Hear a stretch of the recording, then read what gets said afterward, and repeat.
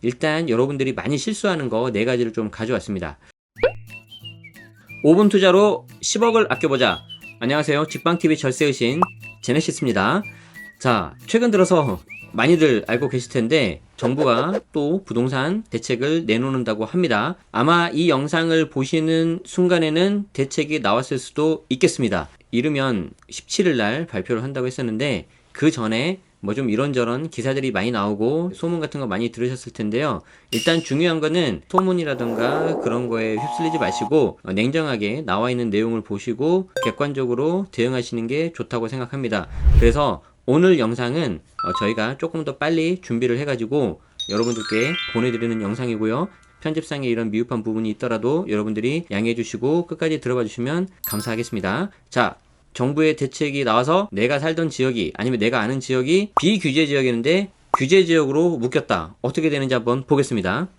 최근에 이런 기사를 많이 봤어요. 21번째 부동산 대책 발표 초읽기, 서울집값 다시 오르니 규제카드 만지는 정부, 뭐 특정 지역까지 나오네요. 최소한 몇몇 군데는 지정이 됐을 거라고 생각이 하는데, 예를 들어서 아까도 말씀드린 것처럼 내가 지정이 됐을 때 어떻게 되는지 사례를 쭉 나열해 드리겠습니다. 자, 첫 번째, 만약에 규제 지역으로 지정이 된다. 규제 지역은 여러 가지가 있는데 조정 대상 지역, 투기과열지구, 투기지역. 이제 뭐 투기지역은 없어진다고 하는데 어쨌든 최소한의 단계가 조정 대상 지역인데 만약에 조정 대상 지역으로 지정이 되면은 가장 무서운 양도소득세 중과가 적용이 됩니다. 자, 양도소득세 중과 왜 무서운지 특히 1주택자분들 그리고 이미 그 전에 취득하신 분들도 들어보셔야 되는데 어떤 효과가 나오는지 보여드릴게요. 자, 첫 번째, 장기 보유 특별공제를 적용을 하지 않아요. 말 그대로 오랫동안 가지고 있으면 양도소득세를 줄여주는 최대 30%까지 장기 보유 특별공제가 있는데 이거를 안 해줍니다. 자, 더 중요한 거는 해주고 안 해주고 기준이 뭐냐면은 양도일 기준이라는 거예요. 양도일 기준. 자, 그러니까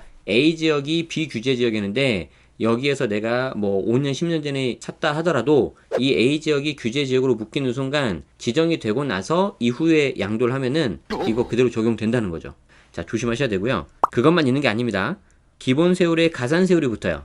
자, 양도소득세 기본 세율은 6에서 42%인데 여기에 가산 세율이 붙어서 최고 62%까지 올라갑니다. 여기에 지방세 10% 가산이 되면은 68.6% 무려 70%에 가까운 세부담을 하셔야 되는데 이 두 가지로 인해서 세부담이 급격하게 커질 수 있어요. 자, 이렇게 말씀드리면은 와닿지가 않죠. 그래서 여러분들 중에 주택을 가지고 있는데 양도 차익이 1억이 나왔다. 비과세가 아니라고 가정했을 경우에 이때 1억이 나오면은요. 보통의 세금은 여기 한 1,400만 원 정도가 나와요. 자, 그런데 여기에 주택수가 2주택이 되고 이게 중과가 들어갔다. 규제 지역으로 묶여서 그러면 2주택 중과가 들어가면 얘가 3,000 정도로 뜁니다. 대략적으로 이렇게 뛴다는 거예요. 그런데 여기에 주택수가 하나 더 있어서 3주택 중과가 되면은 얘가 4,000으로 뛰어요. 4,000으로. 굉장히 크죠. 거의 3배 가까이 되는 거죠. 그래서 세부담이 매우 늘어나기 때문에 양도소득세 중과는 웬만하면 피하셔야 되는데 거듭 말씀드리지만 미리 전에 샀다고 피할 수 있는 게 아니라 규제 지역으로 지정이 딱 되고 나서 그 이후에 파시면은 여러분들이 그냥 들어가는 거예요. 비과세가 아니라면. 이거 굉장히 조심하셔야 됩니다. 착각들을 많이 하세요. 자, 두 번째로 바뀌는 거 볼게요. 두 번째는 세금에 있어서 가장 좋은 혜택 중에 하나인 비과세. 내가 비과세를 받는 데 있어서 거주 요건이 붙는데, 자, 예를 들어서 특정 어느 날에 조정 대상 지역으로 지정이 되면은 이전에 취득을 한 거는 거주 요건이 안 들어가요. 거주를 하지 않아도 비과세가 가능은 한데, 자, 조정 대상 지역이 지정되고 나서 취득을 하면은 이때는 비과세를 받기 위해서는 거주 요건이 들어갑니다. 이때는 또 취득일로 보죠. 그래서 여러분들이 아까 나왔던 양도세 중과하고 헷갈리시는 거죠. 그래서 내가 비과세를 받고 싶다. 그러면은 지정이 되기 전에 취득을 하면은 거주 요건이 안 들어가고 지정 이후에 취득을 하면은 거주 요건이 들어가는 거고요. 양도소득세 중과는 지정이 되고 나서 이후에 언제든지 팔면은 양도일 기준으로 들어가기 때문에 중과 들어간다는 거. 1,400이 4,000으로 바뀌는 거 조심하시기 바랍니다. 세 번째, 일시적 2주택 비과세가 더 복잡해지는데 일시적 2주택 비과세 중에서 조정지역에서 조정지역으로 이동하는 경우, 그러니까 조정지역이 넓어지면요 여러분들이 A에서 B로 이사를 가는데 이 둘 중에 하나라도 조정대상 지역이 아니면 상관이 없어요. 기존처럼 3년 이내에 팔면 비과세가 되지만 만약에 조정에서 조정으로 이동을 한다. 그 경우에는 여기 보시는 것처럼 A집에서 B로 이사를 갈 때 1년 후에 B를 사셔야 되고요. B를 사고 나서 1년 이내에 바로 B로 전입을 하셔야 되고 이걸 사고 나서 1년 이내에 A를 파셔야 돼요. 그렇기 때문에 모든 게 다 1년이에요. 1년. 물론 B로 들어갈 때 기존에 다른 임차인이 있다. 그러면은 2년을 최대 한도로 해서 기간을 연장시켜주긴 하는데 어찌됐든 간에 그 전에 집을 빨리 매도하라는 시그널이죠. 그런데 지금 조정대상 지역이 더 많아질 것 같아요. 그렇기 때문에 좀 조심하셔야 되겠습니다. 자, 네 번째는 뭐냐면 이거 조금 약간 어려운 건데 잘 들어보세요. 자, 예를 들어서 내가 분양권이 하나가 있다고 가정하는 경우에 분양권은 원래 주택이 아니에요. 주택을 취득할 수 있는 권리이기 때문에 주택이 아닌데 그 결과 주택수에 포함이 안 됩니다. 그런데 21년도 이후 이 분양권을 갖고 있을 때 내가 조정대상 지역에 있는 주택을 내가 판다. 그런 경우에 조정대상 지역에 있는 주택을 팔면 우리 아까 1번에서 본 게 뭐였었죠? 양도소득세 중과가 들어간다고 그랬어요. 주택수가 몇 개냐에 따라서 2주택 중과, 3주택 중과를 하는데 이때 분양권이 다주택자 양도소득세 중과 판단하는 데는 주택수에 들어가요. 자, 여기 보시면은 21년도 이후 양도분부터 적용이 되고 조정대상 지역 내 다주택자가 주택 양도를 함에 있어서 중과 판단할 때는 분양권도 주택을 포함을 시킵니다. 자, 그래서 어떤 분이 분양권이 주택수에 들어간다라고 하면 이 말은 엄밀히 말해서 틀린 말이죠. 다 들어가는 게 아니라 일부에 대해서만 분양권이 주택수에 들어가는데 언제 들어가냐면은 조정대상 지역에 있는 주택을 팔 때 그 해당 분양권이 주택수에 들어가기 때문에 2주택 중과가 3주택 중과로 될 수가 있고요. 만약에 9억이 넘는 고가주택인 경우에 비과세에 있어서 9억 이하는 비과세, 그리고 9억 초과분에 대해서는 세금이 나오는데 이때 분양권 때문에 양도소득세 중과 들어가서 장투공을 못 받는 경우도 나옵니다. 어쨌든 내가 만약에 비싼 고가주택 비과세를 받거나 아니면은 조정대상 지역의 주택을 팔 때는 분양권이 어떤 역할을 하는지 한번 보시고 사전에 뭔가 작업을 하신 다음에 매도하시는 게 낫습니다. 언제부터요? 21년부터. 아시겠죠? 우리가 대표적인 걸 4가지를 살펴봤어요.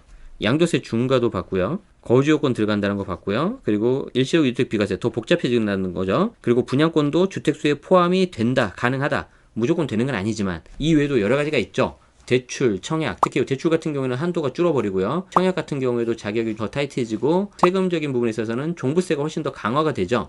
여러 가지가 있는데 일단 여러분들이 많이 실수하는 거 4가지를 좀 가져왔습니다. 이렇게만 하고 마치면은 좀 어렵죠. 그래서 제가 대표적으로 많이 틀리는 2가지를 가져왔습니다. 미리 말씀드리는데 이 2가지가 굉장히 쉬운 것 같지만 금방 착각할 수가 있고요. 이 2가지 잘못하면은 내가 안 내도 낼 세금이 단순히 몇십만원, 몇백만원이 아니에요. 아주 많이 내신 분은 제 주변에 한 억 단위로 있어요. 그렇기 때문에 굉장히 조심하셔야 됩니다. 자, 어떤 사례가 있는지 한번 보죠. 자, 첫 번째 사례가 뭐냐면 아까도 말씀드린 것 같은데, 자, 저는 조정대상 지역으로 지정 전에 취득했으니 양도세 중과 적용 안 되죠? 라고 물어보신 분들이 계세요. 자, 어떻게 말씀드렸죠? 양도일 기준에서 양도일 기준, 양도하는 그 당시이기 때문에 지정 전에 취득을 했다 하더라도 양도하는 그 당시가 조정대상 지역이면은 규제 지역이기 때문에 중과가 적용돼서 장특공도 못 받고 기본세율이 10%, 20% 가산이 되는 거예요. 물론 비과세라든가 감면, 그리고 중과 배제 이런 예외적인 것들이 있는데 이 경우는 좀 예외적으로 빠지는 거니까 그 부분은 잘 보셔야 되고요. 2번째 사례, 어떤 질문을 여러분들이 많이 하시냐면 저는 임대주택으로 등록을 했으니까 주택수 빠지는 거죠? 이렇게 물어보시는 분들이 계세요. 결론만 말씀드리자면은 그렇지 않습니다. 거의 빠지는 경우가 없어요. 아주 예외적인 케이스가 하나가 있는데 그 케이스는 아주 예외적이니까 조금 이따 설명드리는 걸로 하고요. 임대주택으로 등록을 했다고 해서 제외가 되는 건 아니에요.